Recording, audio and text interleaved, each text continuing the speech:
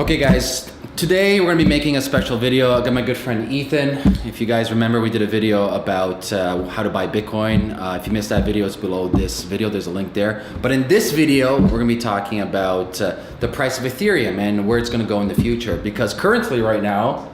Oh my God, it's insane. Ethereum's what, over $200, well over $200 US right now. Yeah. We're talking. It's crazy. So why do you think right now there's this big ramp up in price? Obviously, some of that has to do with hype, right? We're in this massive hype cycle, and lots of people are trying to get into the blockchain space. I think right now, if you load up coinmarketcap.com, right, you can refresh it. Maybe every half hour you see maybe another billion or 100 million added to the entire cryptocurrency space. The capitalization is insane, but that sort of run-up is definitely causing a lot of interest in the space. Like, it's a self-perpetuating cycle, which is, by the way, how hype bubbles are created, right? So I think we're in for a correction at some point. Impossible to kind of predict exactly when that correction will be, but it's coming. It's imminent. So let's rewind. We're talking about the hype cycle right now within the whole crypto market cap. What are the main, or what are the key main reasons you think why Ethereum right now is on the rise? Well, I mean, okay, so it's a compounding issue, right? So one, you have Ethereum just going up in price. That is a hype cycle. People see it going up in price. They want to get in. FOMO comes up. That's fear of missing out. You want to get in on the rise. But also, Ethereum in particular has actual value sort of propositions that make sense. So there's economic use cases where people would want to be interested in this ecosystem. There's a reason that Ethereum would increase in value over time because it has utility in the marketplace. So these two factors combined right now is a massive increase in price. But the thing you have to really remember is that speculation is such a huge factor of that right now. Things don't just typically shoot up in price. Like, we need to go parabolic without a correction.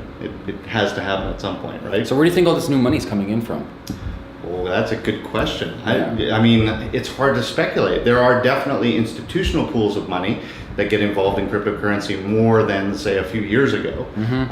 So institutional money is definitely coming in, but I think a lot of this is just user money. People seeing an investment opportunity and they want to try to get in on that. Like I said, fear of missing out is a big thing. Also, cryptocurrency in general, I think, has created a lot of millionaires. Totally. Right? A lot of people with new money, and they're trying to figure out where to put that money. So those people are spreading around So the dollars. they're essentially becoming the VCs of the space. Yeah, essentially, it's like a decentralized. Hey, it's capitalism. It's laissez-faire market, right? It is beautiful to watch because it is a really free expression of what the market wants to put money towards. Cryptocurrency space is so appealing to people who really want to see their money grow into more money because there's so many value propositions. It's very cool. So based on what's going on today with Ethereum price and prices of all cryptos and tokens in general, do you think that this velocity of Ethereum can keep on lasting for the next 6 months, or do you see a correction coming about? Well, predictions are so tough, right? But I think there's, like I said, a correction is definitely imminent. It's really hard to predict when that correction will be because that is the definition of a hype bubble. You don't really know when the hype dies down. So in the next 6 months, I would definitely see a correction. When it happens is a good question.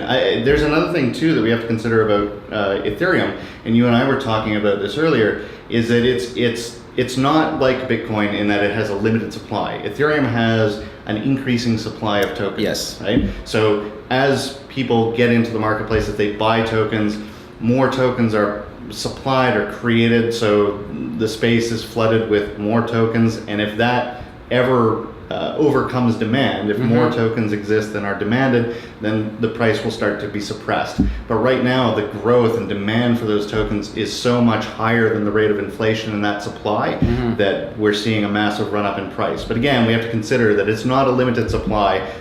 Ethereum does increase in supply. So do you think these two big factors, because just yesterday or the day before yesterday, we got news that SegWit is for consensus approval for Bitcoin. Yeah, apparently. Apparently. And based on that news, there could be a potential hard fork of Bitcoin as well, apparently.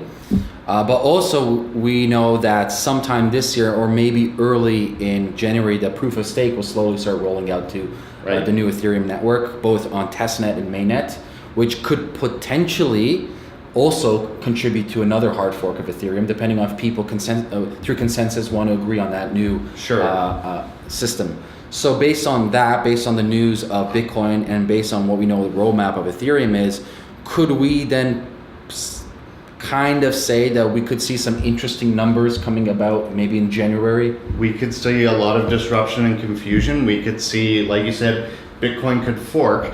If Bitcoin forks, there will absolutely be a lot of disruption in price. Huge. I mean, if you end up with 2 Bitcoins, then suddenly blockchain immutability, the religious value that it is, in my opinion, the unalterable history of the blockchain comes into question at that point, and also the direction into the future of Bitcoin itself comes into question. In Ethereum's case, when we talk about proof of stake, proof of stake is so desired by the community, I don't think it's very contentious. I don't think there is any contention there that creates an Ethereum hard fork. I think that proof of stake is embraced by the miners, by the users, by the nodes, people who are operating all of those different points of the network. So I don't think Ethereum forks. I could be wrong. That's very possible. We have seen Ethereum fork. There is now Ethereum and Ethereum Classic. So we have 2 Ethereums, right?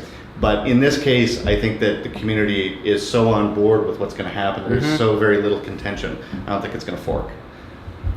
Do you also, would you take into consideration the ICO landscape will also determine the pricing of Bitcoin and Ethereum coming up in the next 6 months?